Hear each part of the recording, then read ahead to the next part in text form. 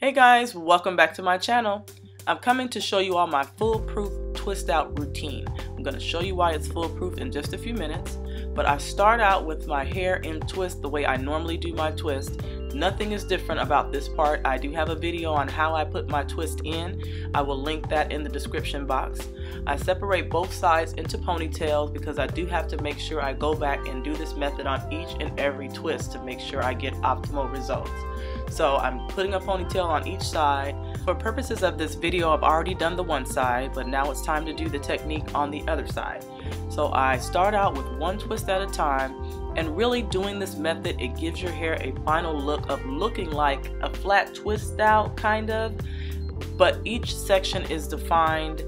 You don't have to fluff it, you don't separate it and worry about frizz, but I'm going to show you exactly how I do it.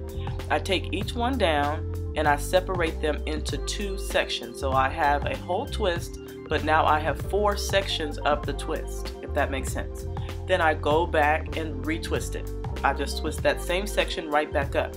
Now I have tried this technique with a couple of different methods. I've tried adding water, just a bit.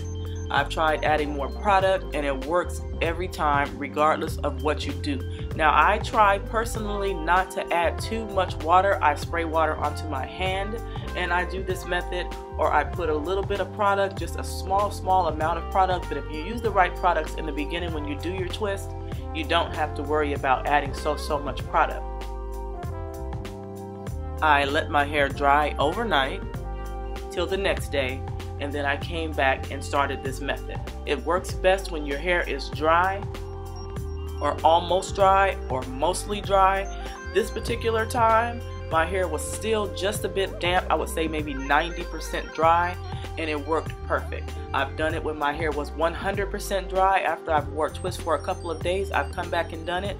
I sprayed a little bit of water on my hands, I retwisted it, and it came out perfect that way too. I really feel like it's hard to mess it up as long as you have your separated sections when you're putting your twist back in.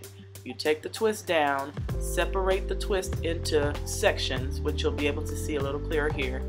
You see, when you take down your twist, the problem with taking down twist is when you go to separate them to create fullness, you create frizz. And you can see in this part, there's frizz. As soon as I took them down, it started to frizz out. Now, it depends on the look you're going for as well. If you're looking for a look that is a little more frizzy or full, then just leave it as is. But if you're looking for a more defined look, a look that you can wear for a couple of days, then this is the method that you should try. Now you can see that the two sections that you separated within the twist, they stay separated all the way until the end. They stay separated completely. When you get ready to take those sections out, those sections are going to separate from each other, completely defined with no fluff needed. So here it is again, the four sections. I twist that section right back up.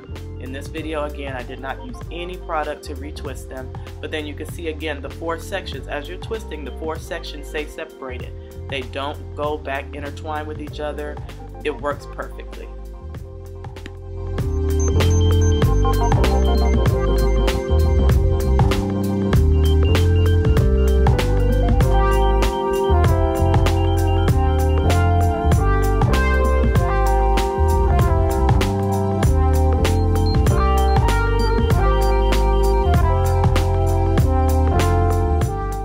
Now as you can see, this twist right here in the front is where I normally get messed up. I see this perfect looking twist and then I start to separate it and it turns out to be a frizzy mess, or it has way more frizz than I was intending for it to have, or than it looks like it's going to have from when you initially take out your twist. So I had to find a way to get rid of that frizz and be able to wear my hair out and not have so much frizz on day one, day two, so that I can get some longevity in my twist outs. This works perfect. Now all of the twists are in, they're retwisted, everything is in. I wore them like this for 3 days to go to work. I put a headband on, I came back after 3 days, and now it's time to take them down. You're going to see exactly what I'm talking about.